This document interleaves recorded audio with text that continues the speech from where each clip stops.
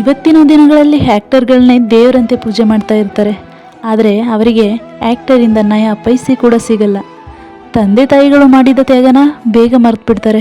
ಅದೇ ಯಾರೋ ಹೇಳಿರೋ ಡೈಲಾಗ್ನ ಲೈಫ್ ಲಾಂಗ್ ನೆನ್ಪಿಟ್ಕೋತಾರೆ. ಇದರಿಂದ ನಿನ್ನ ಜೀವನ ಉದ್ಧಾರ ಆಗುತ್ತಾ? ಒಮ್ಮೆ ಯೋಚಿಸಿ ನೋಡು. ಆ್ಯಕ್ಟರ್ಗಳ ಮನೆ ಹತ್ತಿರ ನಾಯಿ ಥರ ಸುತ್ತುತ್ತಾ ಇರ್ತೀಯ ಒಂದು ಫೋಟೋಗಾಗಿ.